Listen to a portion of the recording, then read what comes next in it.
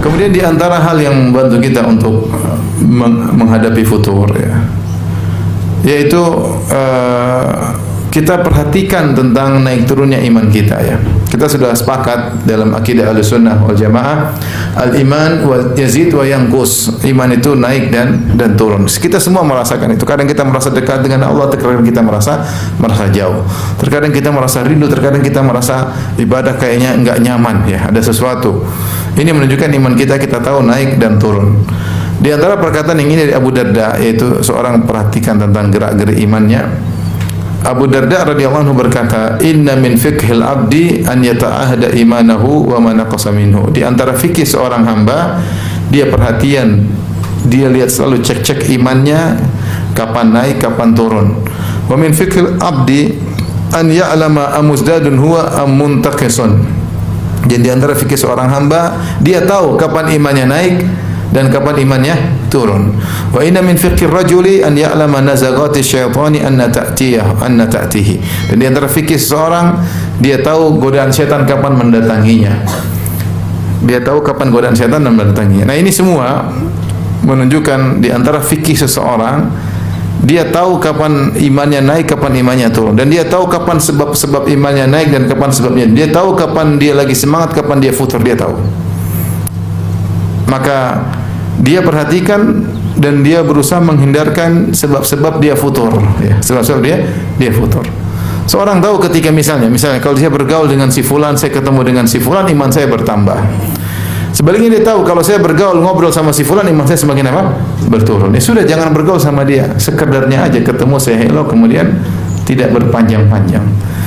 Seorang tahu kalau dia main ke rumah si fulan, dia akan ngobrol malam hari, kemudian dia habiskan sehingga besok dia tidak bisa sholat malam, maka jangan. Kalau saya tahu gini, saya tidak bakalan sholat malam. Sudah berulang-ulang, dia ngerti. Saya main ke rumah si fulan ini akan bergadang malam dan saya tidak bangun sholat malam, maka saya kurangi atau saya pamit sebelum selesai pertemuan. Dia mengerti karena dia benar-benar perhatian sama imannya. Iman ini yang menjadi modal kita ketemu Allah nanti pada hari kiamat. Maka harus kita perhatikan. Dia tahu kalau dia kemudian buka-buka misalnya YouTube, kemudian dia melihat hal-hal yang di situ membuat imannya turun, maka dia kurangi ya. Kalau perlu dia menghindar ya. Kalau perlu dia menghindar ya.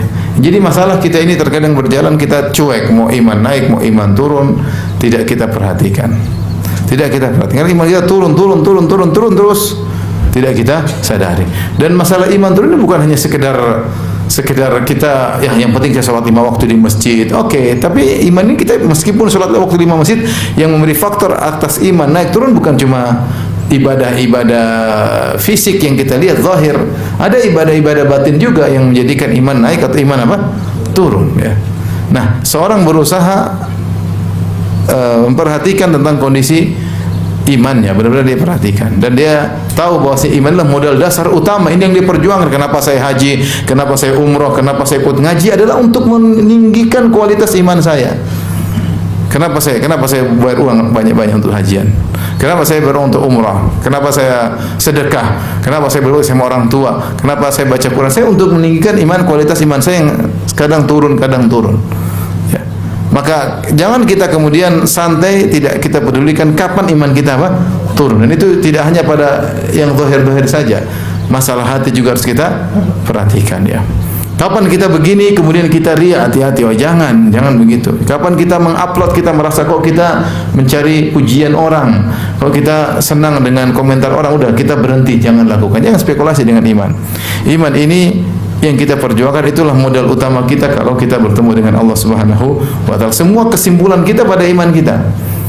Maka seorang harus ngerti kapan imannya naik dan kapan imannya turun, dan dia benar-benar mengendalikan hal tersebut. Kalau seorang kemudian dia nggak usah jauh-jauh, mungkin kita aja, misalnya seorang dai kalau dia ternyata misalnya terlalu bergaul sama seorang ya, kemudian pembicaranya sudah mulai macam-macam, dia merasa imannya turun, udah nggak usah bergaul dengan orang itu.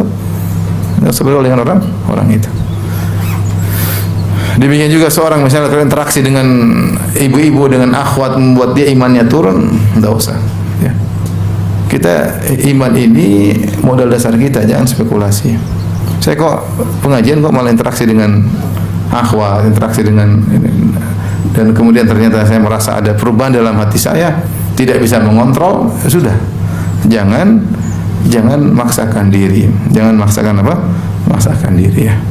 Saya kalau punya HP kemudian ada akhwat yang sering telepon tanya-tanya, bikin masalah, hati saya terganggu, udah nggak usah punya HP. Atau kalau tidak, semua wanita akhwat diblokir ya. Menjaga, kita menjaga iman kita ini, nggak tahu kapan turunnya itu, kita harus ngerti, oh, ini lagi turun nih ya. Menjaga ya, misalnya kalau mau telepon lewat istri misalnya ya, saya bicara sebagai seorang dai, makanya di antara penjagaan saya untuk jaga diri, HP saya tidak ada nomor telepon akhwat kecuali nenek-nenek kalau nggak salah. 2 orang nenek-nenek. Adapun ibu-ibu ndak ada ya, ibu-ibu ndak ada. Kalau mencari lewat istri. Yang langsung ada nenek-nenek ada. Istri saya tanyain siapa? Ini nenek-nenek, ini udah 60-an. Udah punya cucu banyak. Kalau ini insya Allah terjaga. Tapi kalau di bawah 60 repot ya. Apalagi di bawah 40. Kalau 50 masih oke lah. Makanya itu di antara, maksud kita menjaga ya. Menjaga karena kita tidak tahu kapan kita tergoda dengan suara akhwat ya. Tergoda ya. Saya pernah buka lapangan ini buka tanya jawab langsung. Saya lagi jalan sama kawan, lagi jalan pagi, terus tiba-tiba seorang akhwat tanya dengan suara yang berbeda daripada biasanya. Teman saya bilang, siapa itu Ustaz? Kenapa? Wah, suaranya. Itu suaranya, ya, belum tentu wajahnya. Saya bilang, suaranya doang menarik. Kalau tertawa geraham semua giginya. Oleh karenanya, jadi tidak, untuk menjaga, kita menjaga. Kalau tahu ini kita menggoda, jangan. Dari WA saja, nggak usah. Kita masuk grup situ ada ikhwan akhwat, kemudian ada akhwat ngomongnya bagus, aduh, kita bisa terfitnah, laki-laki bisa terfitnah kapan saja. Ini kok akhwat lembut sekali ya, kata-katanya halus, tidak sama kalau chattingan lagi sama istri, kok beda ya, mulai tergoda. Ini padahal akhwat juga sama suami juga dia begitu padahal. Oleh karenanya seorang menjaga diri, iman kita ini modal dasar kita, jangan spekulasi. Jadi kita harus mengerti kapan iman kita turun, kita jauhi sebab-sebab tersebut. Kapan kita iman kita naik, maka kita berusaha untuk menjaganya. Cuma kadang kita ikut hawa nafsu, kita sudah tahu ini membuat iman turun, kita cuek aja. Kenapa? Hawa nafsu, ingin menyenangkan syahwat kita, ingin menyenangkan nafsu kita, ingin bersenang-senang, ingin berleha-leha. Akhirnya iman kita turun. Kita sadari maupun tidak kita sadari.